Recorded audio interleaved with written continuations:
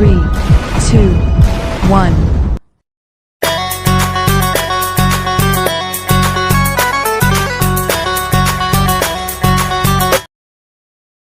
और समझते हैं ग्रीन टी को कि इसके अंदर क्या है, क्यों इतना फायदेमंद है। तो ग्रीन टी जो है न्यूट्रिएंट और एंटीऑक्सीडेंट से भरा हुआ है, पैक्ड है एकदम।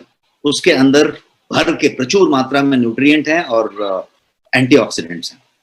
तो इसको वेट लॉस के लिए जाना जाता है, ये आपकी हेल्थ को बूस्ट करता है, आपको बहुत तरीके से फायदे देता है। क्यों देता है? क्योंकि इसके अंदर उतने सारे माइक्रोन्यूट्रिएंट्स और कैटेकिन्स और पॉलीफेनॉल्स और एंटीऑक्सीडेंट्स, बहुत सारी चीजें हैं। क्या क्या हैं उसको भी हम आने वाले 1-2 स्लाइड में समझेंगे। पहले ये समझते हैं कि ग्रीन टी को 0 कैलोरी ड्रिंक माना जाता है। साइंटिफिकली ये 0 कैलोरी ड्रिंक है, इसमें कोई कैलोरी नहीं है। जब इसको आप बनाएं बिना दूध के, बिना शक्कर के, क्योंकि ग्रीन टी में दूध और शक्कर कभी नहीं डाला जाता। यदि आपने डाला तो ग्रीन टी की कहानी खत्म कर ली। तो यदि बिना दूध बिना शक्कर के आपने ग्रीन टी बनाया है तो वो ग्रीन टी 99.5% प्योर वाटर है। 99.5% वाटर है। तो each cup of green tea क्या करने वाला है? आपको हाइड्रेट करने वाला है, और वो भी कुछ माइक्रोन्यूट्रिएंट के साथ मिक्स होके, सोल्यूबल हाई क्वालिटी फाइबर के साथ मिक्स होके आपको हाइड्रेट करने वाला है। आपकी बॉडी से जो टॉक्सिक्स हैं उनके रिमूवल का काम करने वाला है। जो बॉडी में वेस्ट्स पड़े हुए हैं उसको फ्लश आउट करने का काम करने वाला है। तो क्या होने वाला है? आपकी एंटी एजिंग होने वाली है, आपका स्किन ग्लो होने वाला है, आपको एनर्जी मिलने वाली है, आपको ताजगी मिलने वाली है, आपका टॉक्सिन फ्लश आउट होगा तो ताजगी मिलेगी। वेरी सिंपल है। और आपको 0 कैलोरी मिल रहा है, कोई कैलोरी नहीं मिल रही है। This is one feature of it. एक दूसरी तरीके से आप इसको देखेंगे तो इसी कारण दुनिया भर के nutritionist, dietitian, doctors, wellness strategist, ये सारे लोग ग्रीन टी को सप्लीमेंट के रूप में प्रेस्क्राइब करते हैं। किस बात के लिए? ओवरऑल हेल्थ के लिए। कुछ लोग वेट मैनेजमेंट के लिए करते हैं, कुछ लोग स्लीप के लिए करते हैं, कुछ लोग कोई और चीज के लिए करते हैं, लेकिन ओवरऑल हेल्थ के लिए डॉक्टर्स, न्यूट्रिशनिस्ट इसको प्रेस्क्राइब करते हैं, ऑफिशियली प्रेस्क्राइब करते हैं। कहते हैं कि आप ग्रीन टी लीजिए, आप इसको खत्म कीजिए, ग्रीन टी लीजिए। तो क्या है ग्रीन टी और ये किस तरीके से डिफरेंट है बाकी चायों से? क्यों ऐसा है कि वो वाला चाय में वो नहीं है और ग्रीन टी में यही है? जो आप चाय पीते हैं, चाहे वो सीटीसी पीते हो, आसाम टी पीते हो, है ना, किसी तरीके का आप टी पीते हो, वो चाय में और ये चाय में फर्क क्या है? एक कॉमन आदमी के लैंग्वेज में समझेंगे तो उस चाय और इस चाय में फर्क क्या है? हाउ इट इज डिफरेंट, इसकी बात करते हैं। Green tea versus black T की बात करते हैं। ब्लैक टी का मतलब वो सारे चाय जो सीटीसी हैं या डस्ट हैं या कोई और भी चीज हैं, वो सब चीज की बात करें। तो ग्रीन टी एक चीज है, ब्लैक टी एक चीज है। दोनों ही ग्रीन टी या ब्लैक टी की बात करें, वो एक ही पौधे से, चाय के पौधे से तोड़ के निकाले जाते हैं। एक ही पौधे से निकाले जाते हैं। उनका प्लकिंग जो लीव का होता है, जिसको पिक कहते हैं, वो आप तोड़ के लाते हैं, वो एक ही पौधे से आता है। डिफरेंस कहां पे होता है, फर्क कहां पे है? तो फर्क ये है कि ग्रीन टी और ब्लैक टी की प्रोसेसिंग, मैन्युफैक्चरिंग प्रोसेस जो होती है, वो प्रोसेसिंग अलग अलग तरीके से होती है। प्रोसेसिंग में सिर्फ फर्क है। एक टी मैन्युफैक्चरिंग में प्रोसेस होता है जिसको कहते हैं ऑक्सीडेशन, फर्मेंटेशन। तो ऑक्सीडेशन और फर्मेंटेशन के प्रोसेस में थोड़ा फर्क आ जाता है, और फर्क आने से एक ग्रीन टी हो जाता है और दूसरा ब्लैक टी हो जाता है। एक के अंदर दूसरे तत्व हो जाते हैं, दूसरे के अंदर दूसरा तत्व हो जाता है। एक का तत्व नष्ट हो जाता है, दूसरे में कुछ दूसरा ही तत्व हो जाता है। उस तरह की चीजें हो जाती है। प्रोसेस को समझेंगे यदि, तो ग्रीन टी क्या करता है, ग्रीन टी के बारे में मैं बता रहा हूं अभी।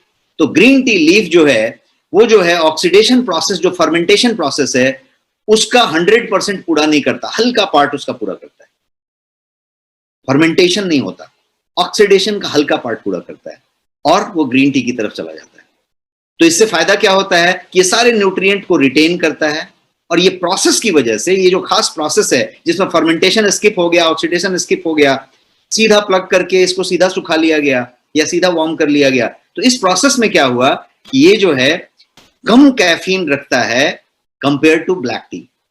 ब्लैक टी में कैफीन की मात्रा बहुत ज्यादा होती है, क्योंकि वो फर्मेंटेशन और ऑक्सीडेशन से गुजरा है, वो काला हो गया है। और ये जो है फर्मेंटेशन ऑक्सीडेशन में नहीं गया, तो इसके अंदर कैफीन की मात्रा उतनी ज्यादा नहीं होती। और इसमें जो कैफीन होती है वो एक दूसरी वैरायटी की कैफीन हो जाती है जिसको बहुत देर तक बॉडी में रिलीज होता रहता है। उस पर हम आगे हेल्थ बेनिफिट के टाइम में चर्चा करेंगे। अभी हम सीधे सीधे और एक पॉइंट ध्यान में आ रहा है उसको बता दूं आपसे कि ये जो प्रोसेस है फर्मेंटेशन और ऑक्सीडेशन को नहीं फॉलो करने का, स्किप कर देने का, इसकी वजह से क्या होता है कि ये जो ग्रीन टी है वो ज्यादा से ज्यादा पॉलीफेनॉल्स को प्रिजर्व करता है। पॉलीफेनॉल्स जो है माने काफी रिच होता है एंटीऑक्सीडेंट में। तो ये क्या करता है कि ये ईसीजीसी जिसको कहते हैं, ईजीसीजी, उसको पूरा का पूरा ये संजो के रखता है और अच्छी क्वांटिटी में रखता है। Black T on the other hand क्या होता है, ब्लैक टी फर्मेंटेशन प्रोसेस से गुजरता है, उसकी पूरी ऑक्सीडेशन हो जाती है। तो ईजीसीजी जो ब्लैक टी के अंदर होती है वो लॉस्ट हो जाती है पूरे के पूरे फर्मेंटेशन प्रोसेस में। और इसीलिए यदि हम एंटीऑक्सीडेंट की बात करें तो ब्लैक टी का थम्स डाउन है, ग्रीन टी थम्स अप है। और यदि ब्लैक टी की कंटेंट की बात करें कैफीन की, तो कैफीन कंटेंट ज्यादा होगा ब्लैक टी में बनिस्पत ग्रीन टी। और क्वालिटी जो ग्रीन टी का होगा, यदि ग्रीन टी पे आ जाए और उसकी क्वालिटी की बात करें तो ग्रीन टी की क्वालिटी फुल्ली डिपेंड करेगी कि ये कैसे उगाया गया है, कितना पेस्टिसाइड डाला गया है, कम डाला गया है कि नहीं डाला गया है, कितने बड़े पत्ते हुए थे और कैसे प्लग किया गया है, उस पे जो पेस्टिसाइड थे उसके पेस्टिसाइड के लिए क्या डाला गया था, कितना केमिकल रेसिड्यू उसमें बचा हुआ था, प्लग कैसे किया गया, कितने देर तक उसको वहां से वहां तक पहुंचाने में लगा, और उसके बाद इसको प्रोसेस कैसे किया गया, इसको पैक कैसे किया गया और इसको आप तक लाया कैसे गया। इन सारी चीजों पे डिपेंड करेगा कि ग्रीन टी आपके लिए कितना फायदेमंद है, क्योंकि उसमें उसकी जो पॉलीफेनॉल्स हैं, उसके जो कैटेकिन्स हैं, उसके जो एंटीऑक्सीडेंट हैं, उनके प्रिजर्व होने का पूरा राज छुपा हुआ है। कितना प्रिजर्व हुआ, कितना डिटोरिएट हो गया, कितना डिग्रेड हो गया, कितना बचा, कितना नहीं बचा, कितना टॉक्सिक उसमें आया, ये सब कुछ प्रोसेस पे डिपेंड करता है। तो black T, green tea process से अलग अलग हैं, और ग्रीन टी में भी ग्रीन टी की यदि क्वालिटी की बात की जाए तो वो प्रोसेस पे ही डिपेंड करेगा कि कैसा प्रोसेस से आपका ग्रीन टी बना है, उस पर हम आगे चर्चा करेंगे। अभी कंपोजिशन की बात कर लेते हैं क्विकली। और कंपोजिशन में कोई साइंस नहीं बताने की बात कर रहा हूं, बट यू मस्ट नो कि ग्रीन टी में ऐसा क्या है कि उसको इस तरीके से इतना बड़ा महत्व दिया जाता है। ग्रीन टी, जैसा मैं बता रहा हूं कि पॉलीफेनॉल्स में रिच है। पॉलीफेनॉल्स क्या है, तो ये एक नेचुरल कंपाउंड है जिसमें भर भर के हेल्थ बेनिफिट्स होते हैं, भर भर के। जितना हेल्थ बेनिफिट ढूंढिए वो पॉलीफेनॉल्स में मिलेंगे, और वो एक तरीके का नेचुरल कंपाउंड है। और ये जो है इन्फ्लेमेशन को रिड्यूस करता है, कैंसर को फाइट करता है, आपका सेल्स को रिजुविनेट करता है, इस तरीके का काम करता है। ये स्ट्रक्चर है आपके ग्रीन टी की यदि बात की जाए तो पॉलीफेनॉल्स का, जो कि एक नेचुरल कंपाउंड है और उसको कैटेकिन्स कहते हैं। और इस कैटेकिन्स के अंदर भी वेराइटीज है, और वेराइटीज का मैं एक पाई चार्ट आपको दिखा रहा हूं जिसमें कि ग्रीन टी की जो पूरी मात्रा है उसमें क्या क्या कैटेकिन्स की वेराइटी है। अब यहां पे कुछ शॉर्ट फॉर्म लिखा हुआ है, ईजीसीजी, ईसी, ईसीजी, ईजीसी, और उनकी मात्रा लिखी हुई है। सबसे ज्यादा जो एबंडेंट मात्रा में पाया जाता है वो है ईजीसीजी। तो ये मोटा मोटी यदि देखा जाए तो ग्रीन टी के अंदर 4 तरीके के कैटेकिन्स पाए जाते हैं, 4 टाइप्स। पहले को कहते हैं ईपी कैटेकिन, जिसको ईसी कहते हैं। ईपी कैटेकिन वो 6% होता है।